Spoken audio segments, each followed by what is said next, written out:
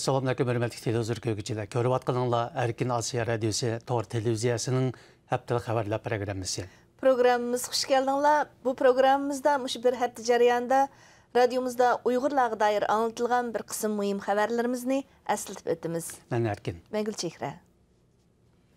Qashqardagi Qasr mehmonxonasining xo'jayini Obulqosim Hojimning tarbiyalash markazida ekanligi dalillandi. Radiomuzning oldingi oylardagi aniqlashlari davomida Qashqardagi iqtisodiy jihat ko'ziga ko'ringan bir turkum Uyg'ur korxonachilarining yepiq tarbiyalash lagerlarida yoki turmalarda ekanligi oshkorlangan edi. Muxbirimizning Qashqa Davlat bog' yezilik soqchi xodimlaridan egallashicha, Qashqardagi Qasr mehmonxonasining xo'jayini Obulqosim Hojimmi tarbiyalash lagerida ekan. Bu yıl 67 yaşlıq Obulqosim Hojim buningdan 10 yil ilgari haj tavobini bejo keltirgan. Ahvoldan xabardor kishilar uning ayni vaqtdagi haj safari sababli tutilganligini taxmin qilishmoqda.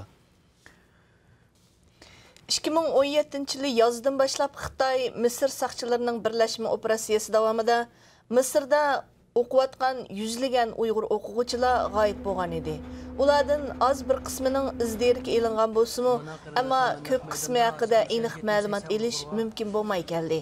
Yaqinda radiomiz bilan aloqa qilgan, ammo nom sharifini oshkorlashni xohlamaydigan bir qiz o'zining Misrda o'qiyotgan yaqin do'sti Qaysar Abdullaning 2017 yili 2 oyning 19 kunidan e'tiboran g'oyib bo'lganligini oshkorladi. Ma'lum bo'lishicha, Qaysar Abdulla bu yil 23 yoshda bo'lib, 2016 yilning boshlarida Misrdagi Azhar universitetiga o'qishga kelgan ekan. Ammo 2017 yilning boshlarida Misrda izdiraksiz g'oyib bo'lgan. 4-ayning 27 kuni Bryusseldagi Yevropa parlamentida oldida o'tkazilgan Uyg'urlarning 5000 kishilik zo'r namoyishi g'alabalik oxirlashgandan keyin Dunyo Uyg'ur qurultayining rahbarlari bu qitimqi namoyish haqida xulosa chiqardi. 29 aprel kuni Dunyo Uyg'ur qurultayi rahbarlari Myunxendagi xizmat binosiga yig'ilib, bu qitimqi namoyishning jarayoni, tashkillanish ahvoli, unum va ta'siri, shundaqla bir qism tajriba saboqlarga qarab chiqdi. Dunyo Uyg'ur qurultayining raisi Dolqin Aysa bu qitimliq namoyish haqida xulosa chiqarib, Xitoy Uyg'urlarning milliy ro'yini sundirish maqsadiga yetolmadi degan.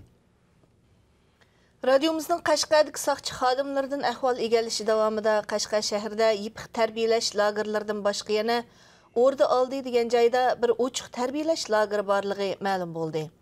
Soqchi xodimlarining oshkorlashicha, og'zaki tilda kamp deb atiladigan bu lagerlarga atalmish jinoyati yenik bo'lganlar qamaldi ekan. Bu yerga qamalganlar yepiq lagerlardan farqli holda har kuni tushda va kashda uyga qayta oladi ekan. Muxbirlarimizning ilgirki aniqlashlari jarayonida bu xil ochiq tarbiyalash lagerining Yakan noyisining Tömöstang yezitimi borligi oshkorlangan bo'lib, bu yerga qamalganlar Xitoy tili bilan Xitoy davlat she'rini majburiy o'rgandi ekan. Germaniyadagi Ilhom To'xta guruhining ilgari surishicha, Ilhom To'xta Norvegiya Nobel komiteti tarafidan Nobel tinchlik mukofotining 2018 yillik nomzodlar tizimiga kirgizilgan.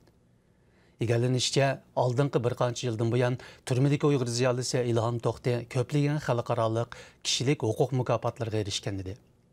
Ilhom To'xta guruhining mas'uli Anvarjon apandining bildirishicha, Ilhom To'xtani Nobel tinchlik mukofotiga nomzod qilib ko'rsatish xizmati bultur 9-oydan boshlangan. Ilhom To'xta guruhisidagi xodimlardan Mari Holizman xonimning ta'kidlashicha, Ilhom To'xtani Nobel tinchlik mukofotiga nomzod qilib ko'rsatish xizmatini Ilhom To'xta xizmat guruhi bilan tahdid ostidagi millatlar tashkiloti birga olib borgan. Amerikaning geologiya, tuproq va g'olliq o'simliklar sohasidagi bir turkum olimlar Mong'oliyaning Orxun daryosi vodisida uzun mazgillik tekshirish va tadqiqot elib berib, kishini hayron qoldiradigan bir ilmiy bayqashni o'ttirib qo'ygan. Bu vaqtdagi tadqiqot doklati yaqinda Amerikaning Antropologiya jurnalida e'lon qilingan.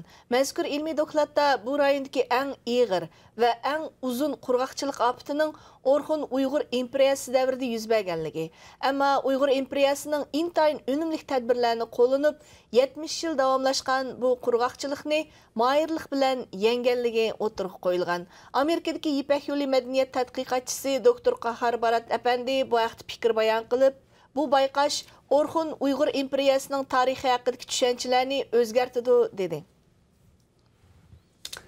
Möhtərəm televizor görgüçülər yuqorida Erkin Asiya radiosi tor televiziyasının həftəlik xəbərlər proqramısını gördüңlər. Kelar hafta görüşəylik. Xeyr xoş. Xeyr xoş.